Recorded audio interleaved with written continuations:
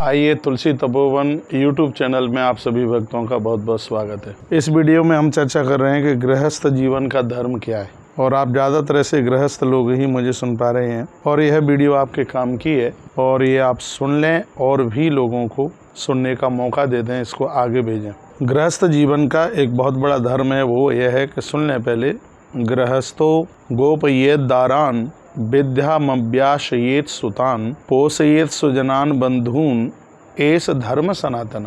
हमारा सनातन धर्म कहता है गृहस्थ जीवन जीने वाले लोगों को ये चाहिए कि प्रत्येक गृहस्थ को स्त्रियों की रक्षा करनी चाहिए। जो नारी की रक्षा नहीं कर पाता वह व्यक्ति, ये समझ लो, उसको तो कहा गया कि वो तो बहुत ज़्यादा नीच है। गृहस्थ जीवन जीने वाले लोगों को चाहिए कि वो स्त्री की रक्षा करे, नारी की रक्षा करे। और सीता माँ का रक्षण करके प्रभु श्री राम जी ने जगत को यही संदेश दिया, नारी की रक्षा करे। विद्यामभ्यासयते सुतान। गृहस्थ व्यक्ति को चाहिए कि बालक और बालिकाओं को विद्या वो जरूर पढ़ाए, उनके विद्या के ऊपर ध्यान दे। कितना कमाए पैसा, इतनी मेहनत करे, उसके बच्चे अशिक्षित न रह पाए। उस गृहस्थ जीवन के लिए धिक्कार है। बच्चों को जन्म देने के तत्पश्चात बच्चे निरक्षर रह जाएं, अनपढ़ रह जाएं। हमारा सनातन धर्म कहता है जो गृहस्थ जीवन जी रहे हैं उन लोगों को चाहिए कि वो अपने बच्चों को निरक्षर न रहने दें, बच्चों को पढ़ाएं। चाहे बेटा हो चाहे बेटी। आप ये ना सोचिए कि बेटी दूसरे के घर में जाएगी और ऐसा विचार करके आप बेटियों को शिक्षित छोड़ दें। नहीं, गृहस्थ जीवन का एक प्रमुख धर्म में से धर्म है, चाहे बेटा हो चाहे बेटियां हों, उनको वह विद्या दिला पाए। पोषयेत स्वजनान बंधुन। अगली बात मैं निवेदन कर रहा हूँ, अपने परिजन भाई बंधुओं का भरण पोषण करना चाहिए। गृहस्थ का यह प्रमुख धर्म है। उसके दरवाजे से कोई भूखा न चला जाए, खाली हाथ से न चला जाए। याचक आवे, रिश्तेदार आवे, मेहमान आवे, उनका वो ध्यान रखे। बहनें आवे, बुआ आवे, पूज्य लोग आवे, भले ही उनके हाथ पर कुछ रखे, उनको खाली हाथ न जाने दे। यह गृहस्थ का बहुत बड़ा धर्म है।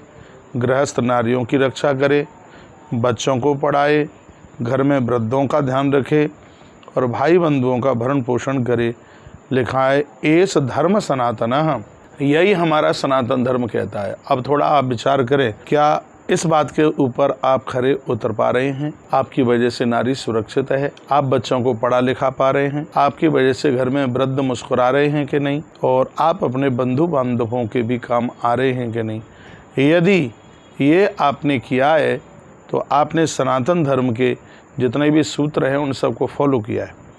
एक बात मैं और आपको कहना चाहूँगा, जो व्यक्ति अपने भृत्य वर्ग में बिना समुचित किए हुए, बिना कुछ बांटे हुए और जो अकेले सुंदर सुंदर भोजन करता है, समझ लीजिए अकेला ही सुंदर सुंदर वस्त्र पहनता है, उससे बढ़कर नीच और क्रूर पुरुष कोई दूसरा नहीं हो सकता। ऐसा महाभारत के अंतर्गत लिखा है। और मैं एक श्लोक आपके बीच रखे देता हूँ। एक संपन्न मशनाति वस्ते वाशश शोभनम सो संभिज्य भृत्येव को निशंसम तरस्ततः। इस श्लोक का अर्थ यही है, धनवान व्यक्ति, संभ्रांत व्यक्ति अकेले अकेले भोजन करता है, अकेला ही दूध पीता है, अकेले ही दही खाता है, अकेले ही मिष्ठान खाता है और स्वयं अकेले ही बढ़िया बढ़िया नए नए वस्त्र पहनता है, परिवार में, घर में किसी और का किसी भी प्रकार का कोई ख्याल नहीं रखता। तो महाभारत में भगवान वेदव्यास ने लिखा है, उस व्यक्ति से नीच पुरुष और कोई दूसरा नहीं हो सकता।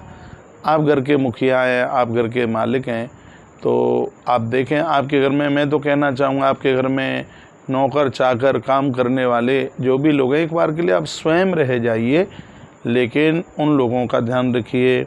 और जो उन लोगों का ध्यान रखता है उसे देवता की गिनती में लिया जाता है।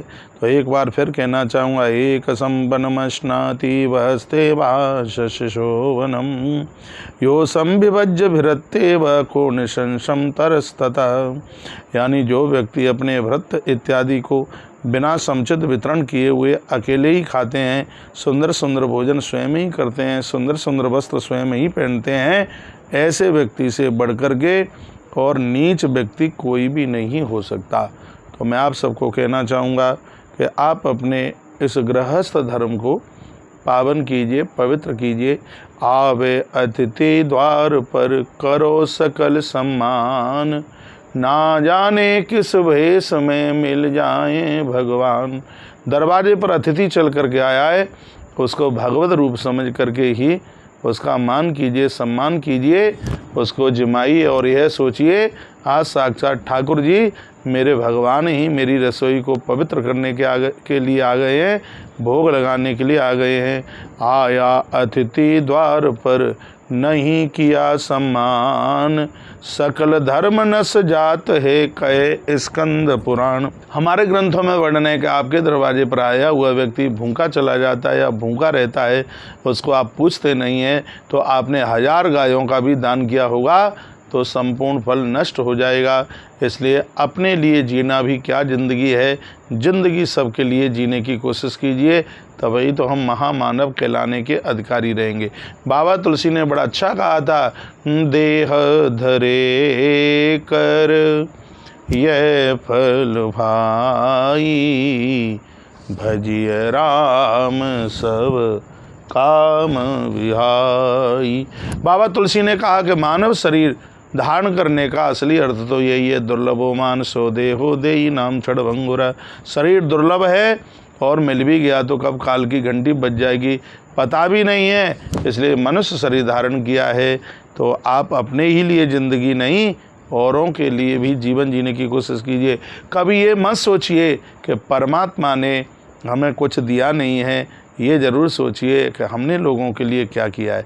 ये ना सोचना कि मुझे क्या मिला है, ये ज़रूर सोचिए कि आपने लोगों को क्या दिया है। आप प्रकृति से सब कुछ ले रहे हैं, श्वास प्रकृति से ले रहे हैं, धरती प्रकृति से आपने ली, पीने के लिए पानी लिया, धरती माता से आपने अन्न लिया, क्या नहीं लिया, बदन ढकने के लिए आपने वस्त्र इस प्रकृति से लिया। अब ये सोचें हम प्रकृति के ऊपर भार बन करके तो नहीं जी रहे, हमने प्रकृति को दिया किया है।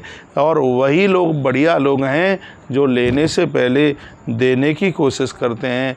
आप ऑक्सीजन लेने के अधिकारी तभी हैं जब आप कार्बन डाइऑक्साइड छोड़ते हैं। कार्बन डाइऑक्साइड छोड़ेंगे नहीं, ऑक्सीजन लेते ही रहेंगे तो राम नाम सत्य हो जाएगी। जो इस प्रकृति को देंगे नहीं, लेने की कोशिश करेंगे, समय से पहले उनका सूर्य अस्त हो जाएगा। इसलिए लेने से पहले देने की कोशिश कीजिए, लेने से पहले बांटने की कोशिश कीजिए।